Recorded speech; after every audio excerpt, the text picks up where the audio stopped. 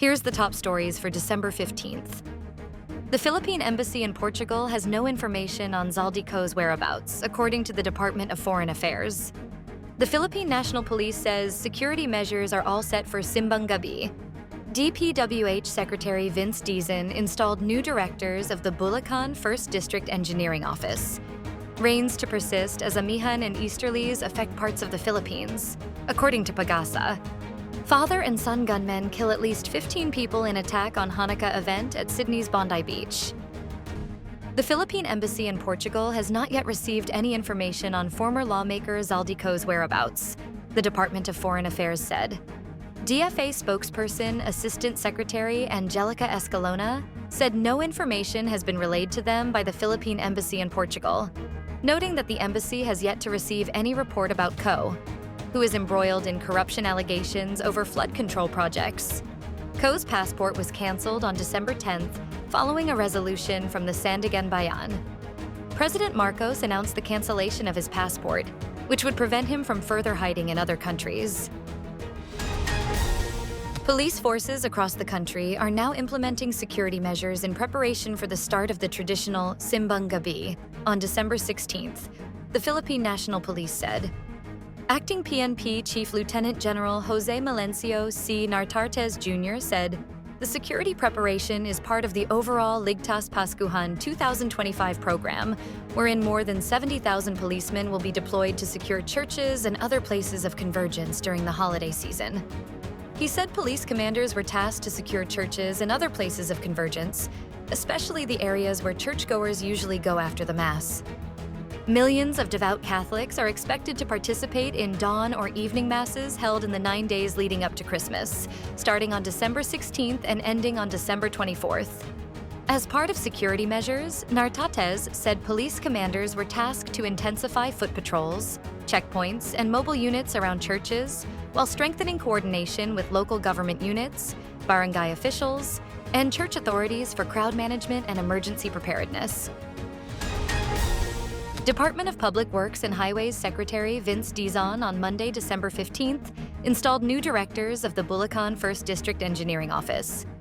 With the new appointments, Dizon said the office must take immediate action to end persistent flooding that has long plagued residents. He also tapped retired Army General Rommel Telo as Regional Director of DPWH Central Luzon to strengthen oversight and ensure transparency in infrastructure and flood control projects across the region. Do not follow in the footsteps of your predecessors. Our people in Bulacan need solutions. Yes, they want accountability, but they also need solutions because they are suffering every day, practically 6 months a year, due to recurring floods, Dizon said. Kenneth Edward T. Fernando will serve as Officer-in-Charge District Engineer of Bulacan 1st District. He will be assisted by Paul Janar S.J. Lumabas, who was named Assistant District Engineer to help restore public trust and efficiency in flood control programs. The northeast monsoon, or amihan, and the easterlies continue to bring rains to parts of the country. While the chance of a tropical cyclone forming remains low, the Philippine Atmospheric, Geophysical, and Astronomical Services Administration said on Monday, December 15th. The State Weather Bureau said easterlies are also contributing to rainfall in the eastern parts of the country. According to Badrina, most parts of Luzon will generally experience fair weather conditions, with only isolated light rains. Meanwhile, the weather specialist said localized weather conditions are expected over the Visayas and Mindanao. He said there is currently no weather disturbance being monitored. 2 gunmen opened fire during a Hanukkah celebration on Sydney's Bondi Beach, killing 15 people, including a child, officials said Monday, in what Prime Minister Anthony Albanese called an act of anti-Semitic terrorism that struck at the heart of the nation. The shooters were father and son, authorities said. The massacre at one of Australia's most popular beaches followed a wave of anti-Semitic attacks that have roiled the country over the past year, although the authorities didn't suggest those in the shooting Sunday were connected.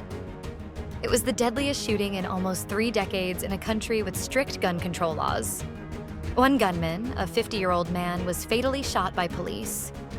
The other shooter, his 24-year-old son, was wounded and was being treated at a hospital, said Mal Lanyon, New South Wales Police Commissioner.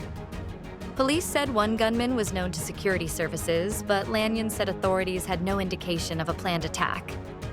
Those killed were aged between 10 and 87 years old, New South Wales Premier Chris Minns told reporters. At least 42 others were being treated at hospitals on Monday morning, several of them in a critical condition.